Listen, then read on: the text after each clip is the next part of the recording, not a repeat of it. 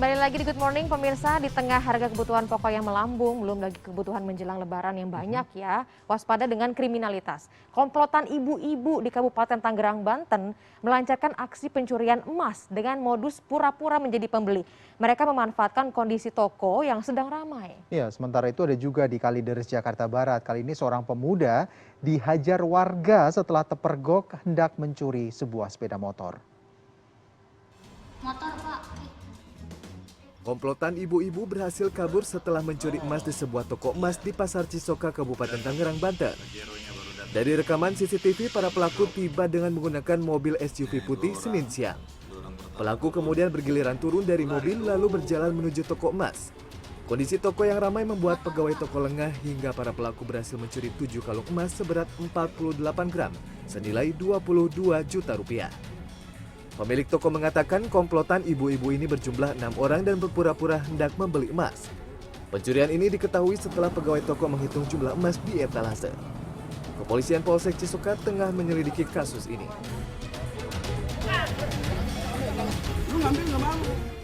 Seorang pemuda asal Pandeglang, Banten ini dihajar warga setelah terpergok hendak mencuri sepeda motor yang diparkir di sebuah rumah warga di kawasan Semanan, Kalideres, Jakarta Barat, Selasa sore. Warga yang kesal sempat menggiringnya ke kantor kelurahan setempat dan melucuti pakaiannya. Akhirnya petugas Satpol PP membawa tersangka ke Mapolsek Kalideres. Sementara itu, satu orang teman tersangka melarikan diri.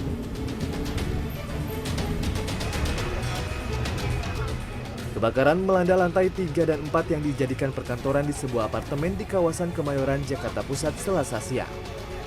Petugas damkar mengerahkan 17 mobil pemadam. Kepala Dinas Kebakaran Pemprov DKI Jakarta menyatakan api tidak merambat ke apartemen dan hanya membakar lantai perkantoran. Hingga Selasa sore, petugas masih melakukan pembasahan di lokasi. Sementara penyebab kebakaran belum diketahui. Tidak ada korban dilaporkan dalam kejadian ini. Tim Liputan CNN Indonesia. Sebuah armada bus di Makassar, Sulawesi Selatan diserang sejumlah orang tak dikenal. Akibatnya kaca spion dan jendela bus pecah dan para penumpangnya pun histeris. Ya, juga dari Makassar ada aksi anarkistis pengantar jenazah viral di media sosial. Selain merusak mobil yang menghalangi jalan, mereka juga menganiaya pengendaranya.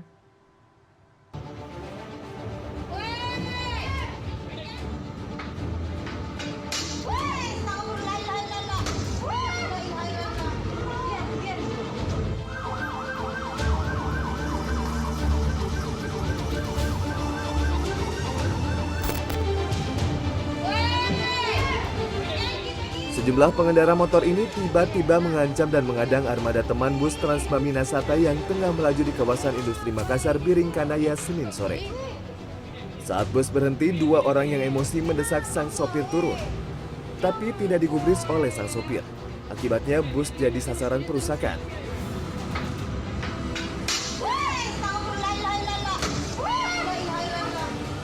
Empat penumpang di dalam bus ini sempat panik dan histeris.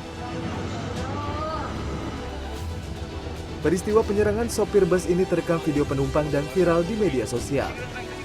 Sang sopir akhirnya melaporkan aksi kekerasan yang dialaminya ke Polsek Biringkanaya.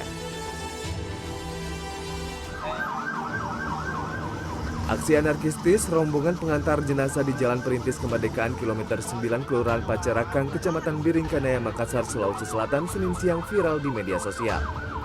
Dalam rekaman berdurasi 22 detik ini tampak sebuah mobil pick-up yang menjadi sasaran amukan sejumlah pengantar jenazah. Rombongan pengantar jenazah itu mendatangi sopir pick-up dan diduga menganiaya sopir pick-up. Sementara penumpang mobil pick-up yang duduk di sebelah kiri langsung keluar dari mobil dan melarikan diri. Ia dikejar rombongan pengantar jenazah. Selasa siang, Kapolsek Biringkanaya mengatakan pihaknya masih mencari keberadaan korban dan menunggu korban melapor. Rata-rata kita tanya keluarga jenazah, dia tidak tahu siapa karena banyak yang ikut-ikutan. Sampai sekarang belum ada melapor dari pihak korban yang dirusak. Sebelumnya, kejadian serupa juga terjadi di Jalan Sunu Makassar Desember tahun lalu, di mana dosen Akademi Teknologi Industri Makassar yang dipukuli rombongan pengantar jenazah. 3 orang ditetapkan tersangka oleh Polsek Talon. Tim Liputan CNN Indonesia. Ya, dua informasi tadi tentu adalah bukan hal yang patut kita tiru ya, bukan untuk menginspirasi, tapi juga kita harus meningkatkan kewaspadaan itu saja intinya gitu. Dan saling toleransi juga. Iyalah gitu. ya, bukan berarti Anda merasa prioritas gitu hingga akhirnya Semena-mena semena-mena. sama orang lain. Nah, kalau kita ngomongin soal prioritas, ini kalau ngomongin perempuan di Indonesia itu kan emansipasi memang sudah ada sejak kita ingat banget tuh Hari Kartini selalu diperingati tanggal 21 April ya kan. Besok ya berarti ya? Besok, dan sejak saat itu juga kita selalu mengagung-agungkan yang namanya emansipasi wanita ya kan, bahwa wanita bisa sejajar juga dengan pria, bisa melakukan hal yang mungkin orang bilang tuh nggak mungkin dilakukan sama wanita ya.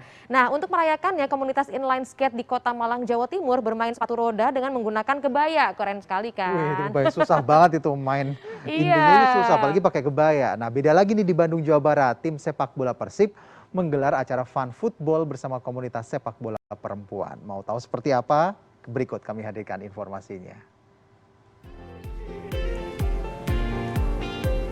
Ada yang tak biasa dari penampilan komunitas inline skate freestyle slalom Kota Malang ini. Ya, mereka menunjukkan kepiawaian freestyle sepatu roda dengan menggunakan kebaya. Aksi ini dilakukan untuk memperingati Hari Kartini sambil menunggu waktu berbuka puasa. Secara bergantian, mereka melakukan aksi freestyle sepatu roda melewati rintangan yang ada. Berbagai gaya pun dilakukan untuk menghibur masyarakat. Para peserta mengagumi sosok Kartini yang memperjuangkan hak perempuan di Indonesia. Bisa lebih percaya diri, bisa lebih gak insecure gitu. Penyelenggara mengaku kegiatan freestyle menggunakan kebaya ini sebagai ajang untuk mengenalkan sosok Kartini kepada anak-anak. Siap, coba ya. Sementara itu di Bandung, Jawa Barat, menyambut Hari Kartini, klub sepak bola Persib menggelar pertandingan futsal wanita yang melibatkan Kapten Persib Putri Latifah Nurul Hidayah. Acara yang melibatkan komunitas sepak bola perempuan ini digelar sebagai wadah untuk memberikan kesempatan bagi seluruh lapisan warga untuk dapat bermain sepak bola tanpa memandang gender serta status sosial di masyarakat.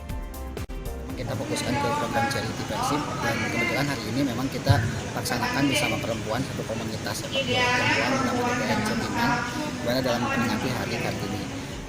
Selain untuk melawan stigma masyarakat terhadap perbedaan gender, program ini juga merupakan upaya kampanye Persib dalam mendukung kesetaraan gender serta pemberdayaan perempuan dalam sepak bola. Tim Liputan CNN Indonesia.